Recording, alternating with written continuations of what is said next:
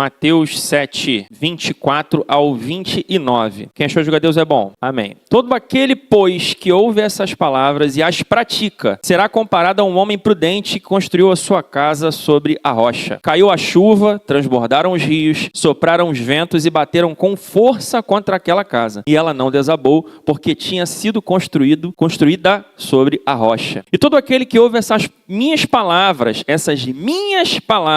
e não as pratica, será comparado a um homem insensato que construiu a sua casa sobre a areia. Caiu a chuva, transbordaram os rios, sopraram os ventos e bateram com força contra aquela casa. E ela desabou, sendo grande a sua ruína. Quando Jesus acabou de proferir essas palavras, as multidões estavam maravilhadas com a sua doutrina, porque ele as ensinava como quem tem autoridade e não como os escribas. Oremos mais uma vez. Senhor, eis a tua palavra, ela é poderosa, ela pode ser aquilo que vai transformar nessa manhã os corações dos meus irmãos e das minhas irmãs. Eles precisam nessa manhã, Deus, com a ajuda do teu Espírito, abrir os seus corações para que tenham um ano não só de falsas expectativas, mas de verdadeira esperança naquilo que é correto, naquilo que a tua palavra manda. A tua palavra pode transformar o coração mais duro e eu te peço que ela cumpra esse papel nessa manhã. Não porque eu vou falar qualquer coisa que seja proveitoso aqui, mas porque eu vou transmitir o que a tua palavra já mandou eu falar. Aquilo que já está escrito, não vem de mim, vem do Senhor, e por isso eu creio que há poder nesta mensagem para mudar a realidade e transferir a esperança que está no Evangelho para o coração dos meus irmãos nessa manhã. Em nome de Jesus, amém e amém. Meus irmãos, Mateus capítulo 7 encerra aquilo que talvez... Tem muita coisa boa de Jesus na Bíblia, né? Mas talvez seja o ensino mais profundo, mais longo, sem dúvida, de Jesus. E mais conhecido, talvez, pelo seu tamanho, né? O Sermão do Monte. É o encerramento aqui. Encerramento. Você vê Jesus falando, amarrando tudo que ele disse até aquele momento e concluindo. Ao longo dos capítulos 5 a 7 aqui, Jesus falou sobre o reino de Deus de uma forma extremamente prática, concreta e também radical. Estude o Sermão do Monte. Eu recomendo que você leia ele de ponta a ponta. Já fizemos aqui algumas séries sobre o Sermão do Monte. E nesse sermão ele, só por resuminho, né? É muita coisa, mas ele trata das bem-aventuranças, da pureza do coração, da necessidade da pureza do coração, do amor aos inimigos, da oração como deve ser feita, da oração verdadeira, de depender de Deus Pai Todo-Poderoso, do perigo das riquezas, julgar com misericórdia, do caminho estreito, dos falsos profetas e muito mais. Jesus fala de vários assuntos e ele faz aqui, meus irmãos, um resumão da vida cristã. E agora, nesse final, ele conduz os seus discípulos para uma pergunta implícita inevitável. O que vocês vão fazer com tudo que vocês ouviram? Eu falei isso tudo aqui, dei um resumão. E agora? Vocês ouviram isso daqui, o que vocês vão fazer? Porque o sermão, Jesus deixa claro, aqui não é um discurso, uma palestra que você ouve ali para ganhar créditos na sua faculdade. Aquele palestrão bonito que conta crédito, sabe? Um discursão bonito. Não, ele aqui traz um esboço simplificado, compilado, um resumão, como eu falei, a respeito de uma vida que agrada a Deus. E ele faz isso de uma maneira muito simples, como Jesus era, né, para facilitar o entendimento daqueles e da gente também. Ele usa uma fotografia de uma cena com uma casa que precisava ser construída e teria algumas circunstâncias adversas. Esta casa, não importa onde ela seria construída e como, enfrentaria tempestades. Enfrentaria. Uma obra aqui de construção, né? De alvenaria. Uma obra cheia de significado. E ele usa essa cena aqui, essa casa, como um diagnóstico de um coração, de um dos modelos aqui, de quem vai construir, de um coração transformado e da conduta de quem pertence ao reino de Deus. E quem pertence ao reino de Deus, leve em conta o que Jesus diz. Diga assim, quem pertence ao reino de Deus, leve em conta a palavra de Cristo. E agora os seus ouvintes veem isso tudo, ouvem um sermão enorme, grande, mas ao mesmo tempo resumido, porque a vida cristã é muito longa, né? Na maioria das vezes. Os discípulos ali, principalmente, apesar de ter uma multidão, mas principalmente eles precisavam sair, pegar suas enxadas, tudo bem que isso não tinha naquele tempo, mas eu estou conectando com a tua linguagem, tá? Enxada, cimento, areia, misturar água, tijolão, aquele tijolão laranja bonito, meter a mão na massa e construir. construir em função daquilo que eles tinham acabado de ouvir. Por isso Jesus ele não encerra com uma oração aqui. Vamos orar agora. A gente faz muito isso no culto, né? De uma maneira litúrgica. A gente constitui isso de uma maneira repetitiva, né? Mas Jesus não faz isso aqui. Ele não dá uma bênção final. Ele sai andando e convoca, antes de sair andando, os discípulos e as pessoas para a ação, a agir. A mensagem de hoje, meus irmãos, dessa última mensagem de um domingo pela manhã, à noite tem mais, mas é o último domingo pela manhã, trata da mesma ação que todos nós precisamos realizar. Todos nós precisamos meter a mão na massa em 2026. Mas alguns serão insensatos e alguns serão prudentes. Jesus divide aqui em 2 grupos a construção de uma casa. Você vai escrever a tua história em 2026 com que tipo de perfil dentre esses que Jesus elencou. E ambos esses perfis vão colher as consequências. Meus irmãos, esse culto também marca o encerramento de uma jornada matinal, de muita coisa acontecendo e de um ano. Esse é o último sermão de um domingo pela manhã. Isso me fez pensar tantas coisas, assim como Jesus passou um longo tempo ali ensinando, nós também passamos um ano sentados aqui aos pés da palavra. Muitas coisas foram faladas. Nós falamos da cruz, nós falamos da graça, do arrependimento, da fé, santidade, missão, perseverança, família, muita coisa. E assim como no final do Sermão do Monte, nós chegamos ao fim também de um ciclo de aprendizagem. Tudo que nós aprendemos aqui hoje encerra um ciclo em 2025. E a pergunta aqui que eu faço para você, e o texto deixa implícito para nós também, não é o que nós ouvimos em 2025, ainda que eu vou falar, vai relembrar você algumas coisas, mas o que nós faremos com o que nós ouvimos em 2025 em 2026. Eu te pergunto, após um longo ano falando tanto, não sei nem quantas mensagens aqui foram pregadas, mas falando tanto de Jesus, o que se espera da ICNV Lins para 2023? Você lembra aí o que você aprendeu nesse ano aqui, na ICNV Lins? Você lembra aí? É até difícil resumir, é tanta coisa. A gente teve retiro de Páscoa, meu irmão. Tivemos acampamento de inverno, fazendo a corrida da fé, os jovens quase se matando lá, mas aprenderam um pouquinho também, né? Mais ou menos, ou aprenderam? Aprenderam? Glória a Deus! Corrida da fé, o acampamento foi corra, e aprendemos em retiros, em culto. Irmãos, nós tivemos uma classe de EBD inteira, de ponta a ponta, falando sobre a volta de Jesus, Apocalipse, o fim de todas as coisas. Você foi abençoado? Batismo, turma de novos convertidos, novos membros. Teve gente que participou aí da turma de novos membros? Foi bênção? Meus irmãos, quanta coisa maravilhosa. E dos cultos? Você lembra? Tanta quarta-feira, para quem vem, né? Que tem gente que nem vem. Já quarta-feira eu nem conto. Só domingo, só domingo. Você lembra das aulas que você teve na EBD aqui de manhã com tantos professores? Você lembra dos devocionais diários? Que a gente fica ali, às vezes, às vezes eu terminei de fazer a comida em casa. A Virgínia deu comida para Maria. Eu vou tomar um banho. A gente faz alguma coisa. Não sei o que. Daqui a pouco a gente ora junto. A Virgínia bota a Maria para dormir. Quando dá 11 horas da noite eu estou exausto. E assim é com todo mundo que faz os áudios. A gente vai, às vezes, na misericórdia. Faz o áudio. E você ouve? Fala a verdade. Fala aí. Tem gente lá dando aquela apertada assim. Mas para quem ouve, te abençoa. E os cultos de quarta-feira? Esses emblemáticos cultos de quarta-feira. As aulas dos adolescentes. Cultos de juventude. E aí? Ou encontros, grupos de juventude, retiros, como eu já falei, né? O retiro sempre, pelo menos para mim, não sei para você, vai ter esse ano, a gente já tá vendo até lugar, né? Sempre é algo especial de aprendizagem para mim. Eu trato o retiro como um momento, desde a adolescência especial, uma cultura que eu não consigo tirar de mim. Tem gente que, com retiro eu vou lá jogar bola. Para mim não. E para você? Depois de um ano inteiro com palavra, te exortando, consolando, ensinando, e agora? Porque, meus irmãos, a palavra proclamada nesse culto, ela não pode ser aqui só para decorar sermões. A gente vai sair daqui e fazer um livro de tudo que foi dito em 2025. Não é para isso. A gente não está aqui para fazer você ser um aluno que decora tudo do que nós ensinamos aqui ou do que você aprende lendo de forma pessoal na tua casa. A Bíblia eu tenho que decorar desesperadamente. O que nós vivemos aqui a respeito da palavra de Deus precisa transformar as nossas vidas na prática. Não adianta você ficar falando e você não lembrar de nada. Eu fiz uma pequena retrospectiva aqui, mas e você? Sabe? Você lembra? Ou você vem para cá, como você vai no, sei lá, antigamente, se Deus quiser, né? Antigamente, você ia no pagode, enchia a cara, então você, eu nem sei com quem eu falei ontem.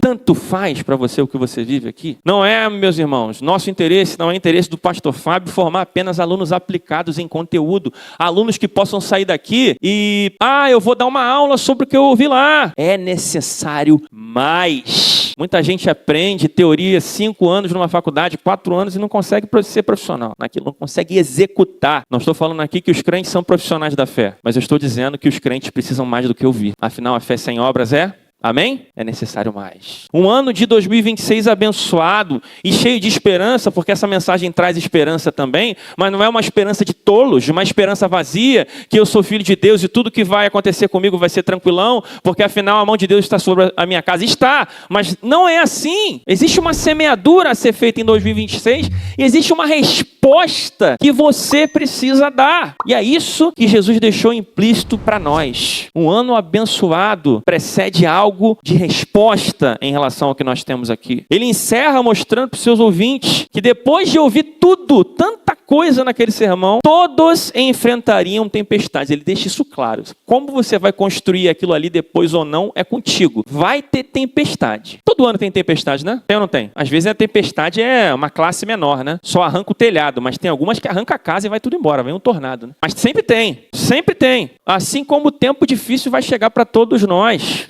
em 2026. E eu espero que um tempo bom também, amém? Quem crê diga assim, eu creio. Amém. Porque, meus irmãos, o sol continuará nascendo para o justo e para o injusto. Tá fazendo um calor danado ali na porta da igreja. E lá na Dias da Cruz também. Tá fazendo calor demais lá na Dom Helder Câmara. Na Lins de Vasconcelos aqui, tá queimando. O chão dá para fritar um ovo ali. Mas na Cabuçu também. Não tá? Lá na Estrada da Água Grande, na Santo Eduardo. E até na Avenida Nossa Senhora de Copacabana. Tá um calor danado, faz sol igualzinho. Queima igualzinho. Assim como chove lá no Shopping Carioca, chove no Shopping Leblon também, lá na galera que tá cheia da grana. E chove no Shopping do Meira aqui também igualzinho. Sol e chuva vem sempre, tudo igual. E a grande reflexão aqui não é se vai ter chuva, se vai ter rio transbordando, vento forte. Jesus garante, eu já falei, vai ter. 2026 vai ter. A pergunta é, quando as águas agitadas vierem, quando vier a ventania, a tempestade, como vai estar a minha casa e a minha família? Como nós estaremos quando isso acontecer? Em 2026, no que a sua família vai se segurar? Pensando nisso, eu quero trazer duas reflexões com base nesse texto, para que você saiba após esse sermão e saindo daqui, como caminhar em direção a um ano, não só de esperança, mas de fé e de renovo espiritual. Amém? Com a esperança, como eu já falei, certa.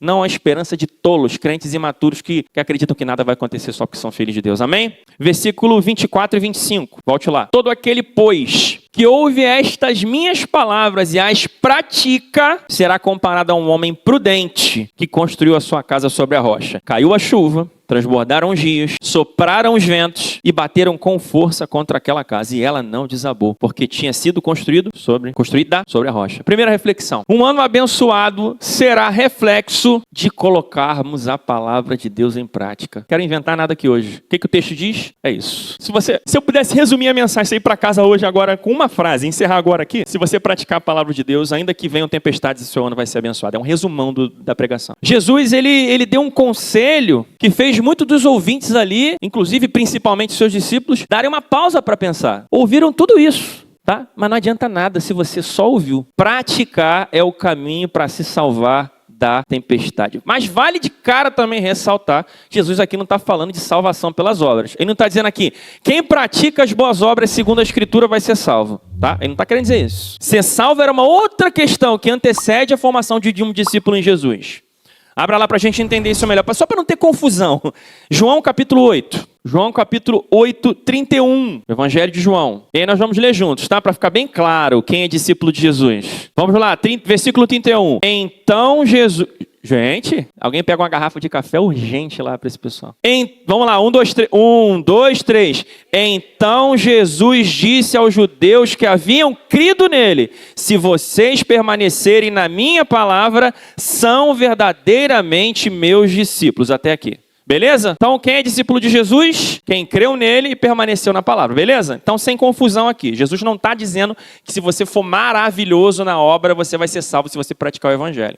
Os fariseus faziam isso e não criam em Jesus. Amém? Então, Jesus não está dizendo isso. Mas da virtude de quem se tornou um discípulo, creu em Jesus. E por isso, não só ouve, mas obedece às orientações que ele dá, não em uma nem duas, mas em todas as áreas da vida. E Jesus chamou esse discípulo de um homem prudente, é o que o texto diz. Discípulos de Jesus precisam de prudência. E nós temos visto muito crente por aí que se diz crente, mas tem uma vida toda louca, doida, de insensatez.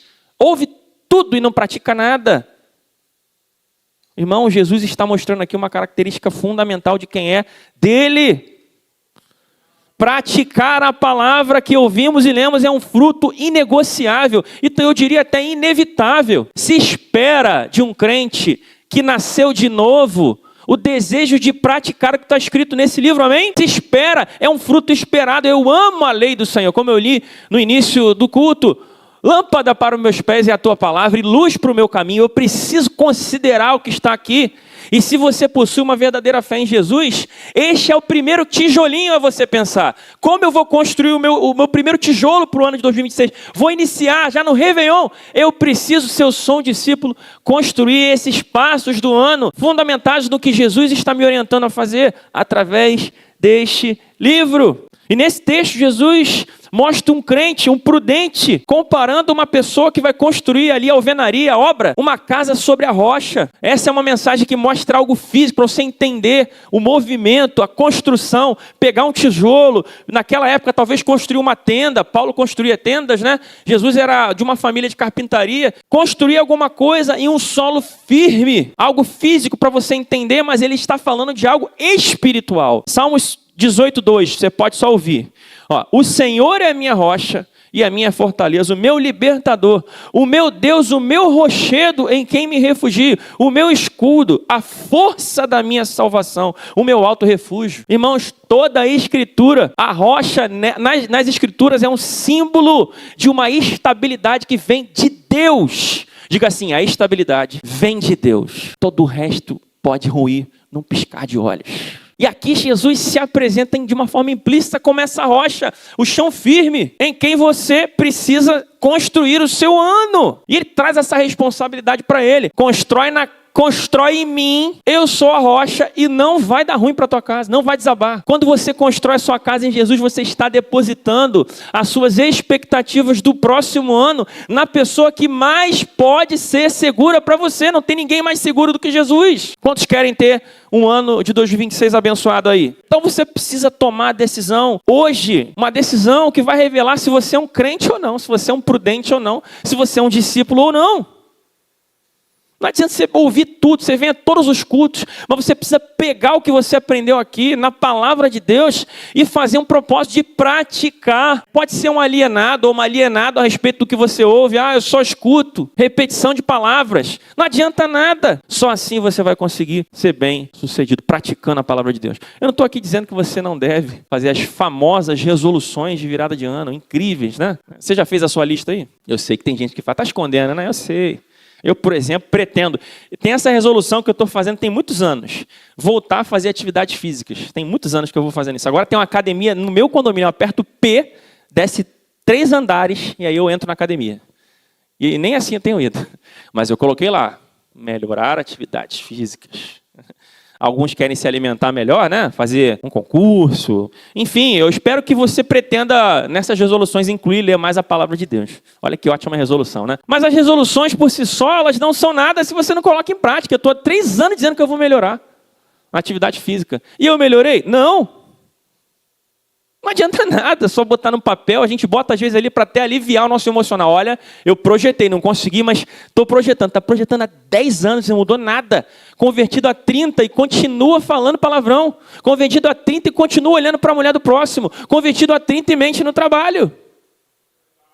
Meus irmãos, você é prudente ou não? Então eu quero incluir nas suas resoluções para 2026 sugestões. Primeiro, lutar contra pecado que você já vivencia há muitos anos. Bota na lista lá, ora, pede companheiro de oração. O que adianta a gente pregar sobre santificação em 2025 se em 2026 a igreja não luta contra o pecado? Então tem que lutar, não adianta eu escrever uma resolução e tratar a minha vida espiritual como o mesmo ímpeto que eu tenho para tratar meu exercício na academia. Não dá. Você precisa ter seriedade, ser prudente. A palavra de Deus está te dizendo isso aqui. Que tal a gente pensar mais tempo sobre como se preparar sobre a volta de Jesus? A gente dá um ano inteiro de estudo sobre Apocalipse, mas a gente não está nem aí. As nossas lamparinas estão totalmente vazias. Nem tem lamparina, mas já até vendi a minha lamparina. Tem nada. Eu não sou, nem tenho mais lamparina, não tem mais nada. Joguei tudo fora e não estou preocupado com isso. Que adianta falar tanto aqui, tantas aulas, se a igreja não leva em consideração que Jesus está voltando e que ela precisa se preparar. Tua resolução está em ser uma noiva melhor para Jesus? Tem isso?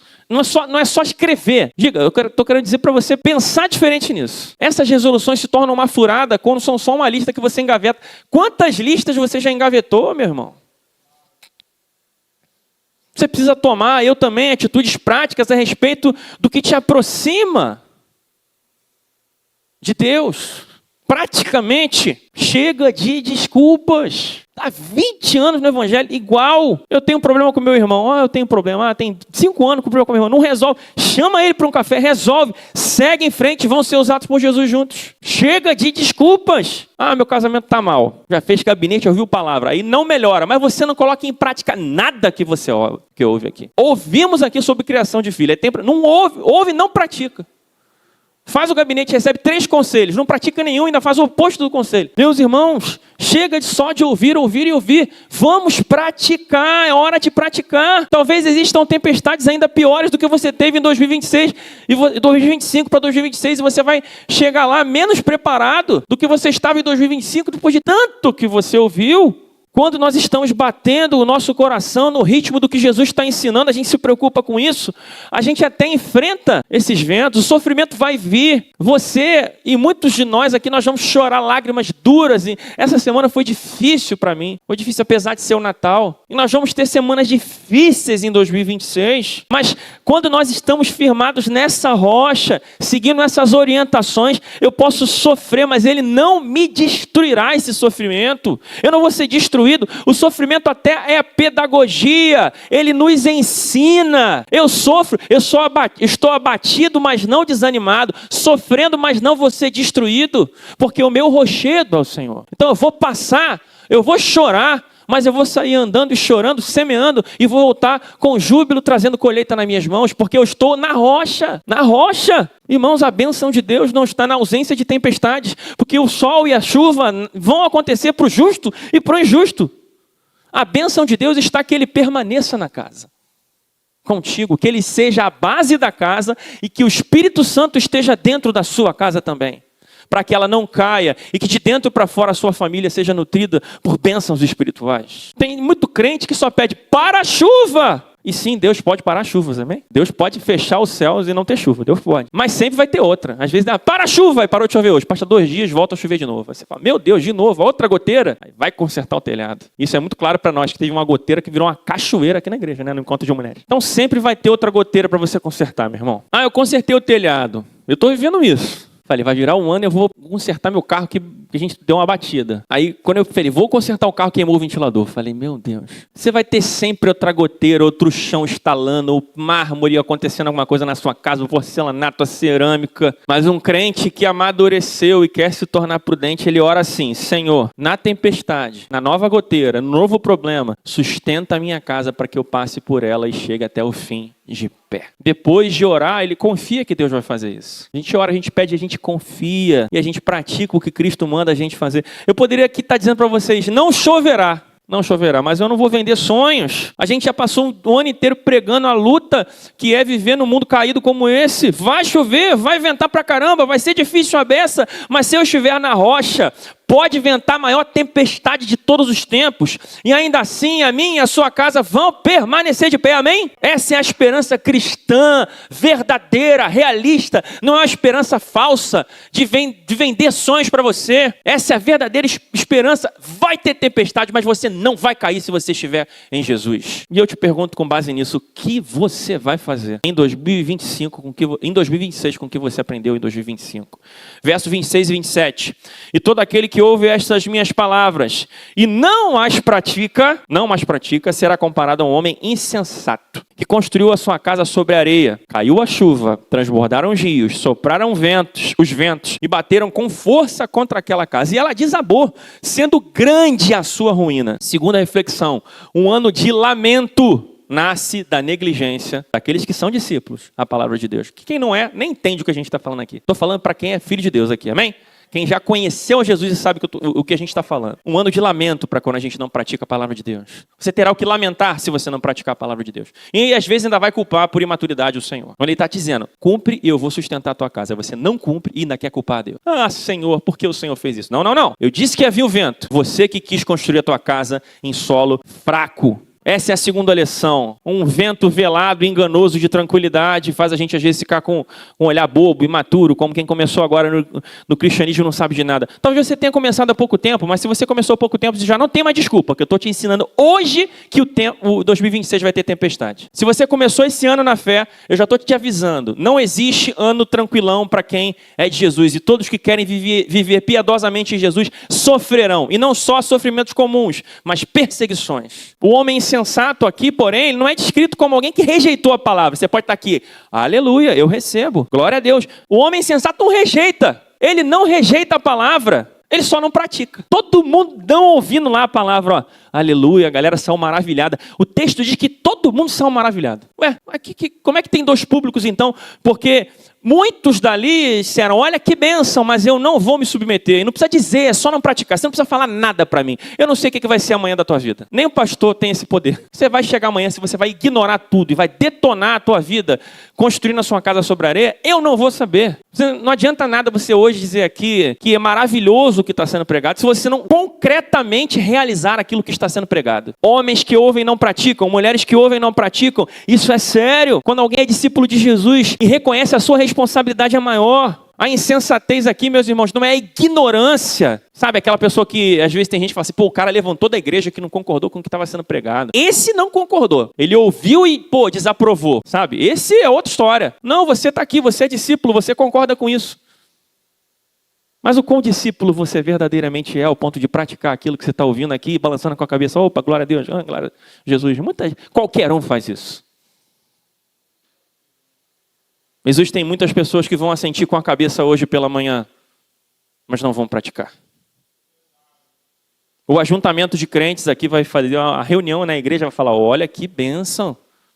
A Bia no final tocou, chorou, uma música, se emocionou. Mas será que a Bia vai praticar quando ela for para a casa dela? Será que o Francisco vai fazer isso? Ele vai falar, glória a Deus! Mas ele vai praticar. Quando ele chegar em casa, ele estiver com a esposa dele. O que ele vai fazer quando o povo não está vendo, o pastor não está vendo também? Isso é terrivelmente grave, meus irmãos. Ouviram e não praticaram. A responsabilidade é sua. Diga assim para o seu irmão que está do seu lado. Você ouviu o que foi pregado. Agora você é responsável em praticar. Você não pode alegar que não sabe. Você pode ter um mês de convertido. Você não pode alegar que não sabe, que não ouviu ou que não entende. Eu estou falando claramente. E Jesus, mais ainda, ele pegou uma casa, gente. Todo mundo está vendo casa quando sai daqui. Não tem coisa mais simples do que uma casa construída num solo que vai desabar ou num solo que vai ficar de pé. Não dá para você dizer que não entendeu. Não há desculpas. E eu não sou engenheiro, não preciso aqui fazer uma coisa muito complexa, mas eu sei, cadê o Alexandre que é arquiteto, que o solo mal compactado faz a casa cair, não faz não? Solo mal compacto, solo mole, faz a casa cair. Mas a gente não precisa pensar muito nisso.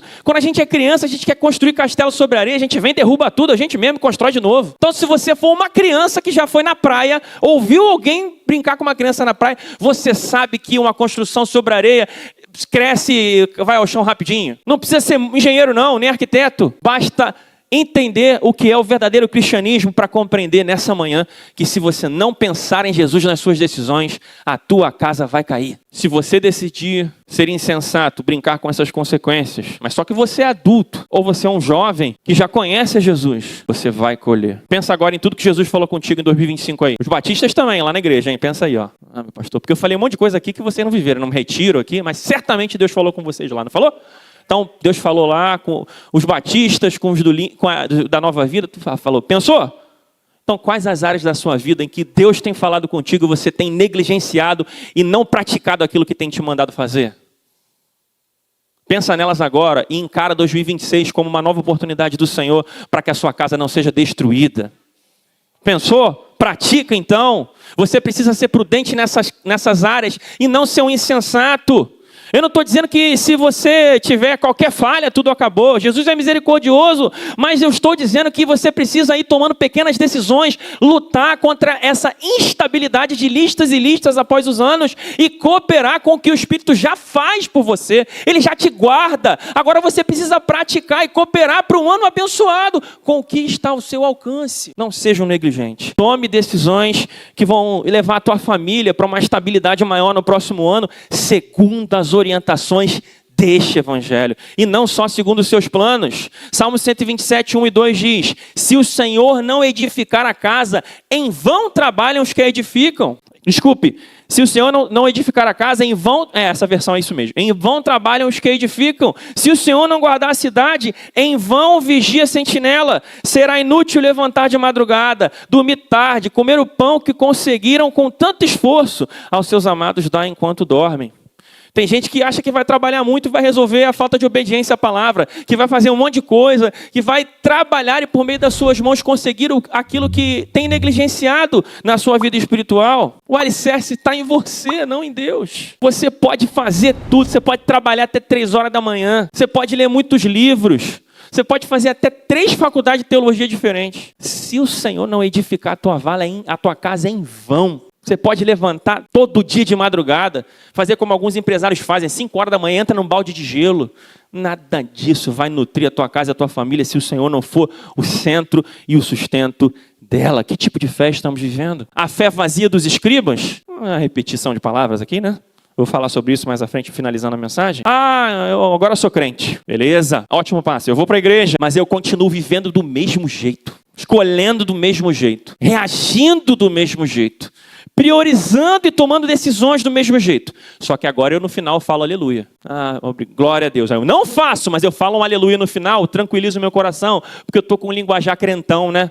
Tá legal pra caramba. Eu falo aquilo que o povo gosta de ouvir, eu bujo crentez. O que Jesus diz para você? A casa desabou e grande foi a sua ruína. A catástrofe. Crentes que não levarem o que o Senhor diz nas Escrituras vão lamentar muito em 2026. Muito. O lamento da desobediência é duro, meus irmãos. É duríssimo. Você entende o que eu estou dizendo hoje, claramente? Ignorar Jesus é casa na areia. Meu irmão, sem Jesus a tua casa vai cair. Para encerrar, versículo 28 e 29. Quando Jesus acabou de proferir essas palavras, as multidões estavam maravilhadas com a sua doutrina, porque ele ensinava como quem tem autoridade, e não como os escribas. Mateus encerra aqui com uma observação crucial. Os escribas ensinam sem vida. Vem aqui, lê os textos sagrados e vida que segue. Repetições, né? Cegas. Pá. Jesus não. Jesus é a autoridade visível, ele é Deus. Ele é o Senhor. Isso maravilhou aquelas pessoas. Elas saíram dali diferentes, tocadas por aquilo. E você? Jesus é a autoridade final na sua vida, ou o que a gente está falando aqui, que é a voz de Deus através da sua palavra. É como se fossem escribas. É como se fosse um terapeuta. É como se fosse qualquer pessoa. É como se fosse um professor muito instruído de uma faculdade falando alguma coisa para você. Ele é só aquele psicólogo que você escuta quando quer, quando o conselho não é conveniente, você ignora. Se é confronto, você menos ainda. Ou ele é a sua autoridade máxima, que faz você terminar de ouvir os sermões daqui e sair não só maravilhado, porque maravilhado todo mundo saiu, mas só alguns praticaram. Você precisa sair daqui praticando hoje. A pergunta não é se você admira Jesus. Quem admira Jesus aí? Amém. Beleza, muita gente admira. Até ateus às vezes admiram ele como um personagem fictício. Mas se você está disposto a obedecer a ele, especialmente quando isso custar colocar os teus planos, as tuas vontades de lado, isso vai te incomodar. Mas isso vai salvar a tua casa de um tempo de lamento, meu irmão, e de ruína. Decida hoje converter as suas escolhas, planos e expectativas à base deste evangelho. É o que ele quer. Jesus está aqui, ele é a palavra que se fez carne. Jesus está nessas letras. Amém? Algumas resoluções para o seu 2026. Mais uma vez, culto de quarta. Vamos? Não é porque só vir aqui repetidamente, mas porque a vida do Senhor aqui. E se você vier aos cultos de quarta e praticar o que está sendo ensinado, Deus pode fazer algo na sua vida. Vamos tomar decisões nas nossas famílias de uma forma melhor? Sem ser tão insensatos? Que tal construir decisões, planos, com base na palavra de Deus, no que nós temos ouvido aqui? Que tal investir na nossa vida espiritual vindo ao EBD? Jovens, cadê vocês na EBD? Vamos orar mais em 2026?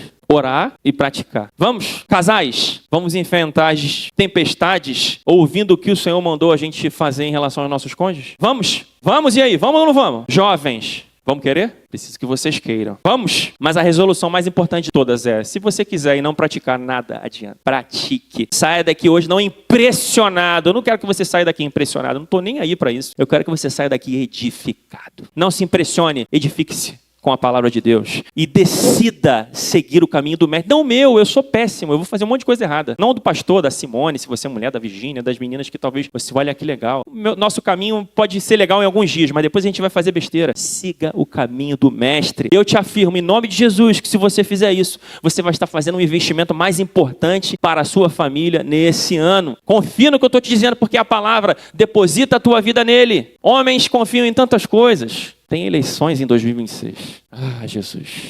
Maldito é o homem que confia no homem, mas os que confiam no Senhor são como os montes de Sião, que não se abala e permanece para sempre. É assim que a sua casa não vai cair nas tempestades, não nas mãos de homens, não nas suas mãos, não nas mãos do seu empregador, não no que a sua empresa pode te dar. É Jesus que vai te sustentar, ainda que venham abalos sísmicos ou tempestades sobre a sua casa. Ele vai te manter de pé. Vamos investir nisso, construindo tijolinhos com essas palavras? Vamos juntos? Vamos ler e praticar esse livro? Vamos investir na esperança que vem da palavra de Deus? Amém. Feche seus olhos se você crê nisso, vamos orar. Os músicos...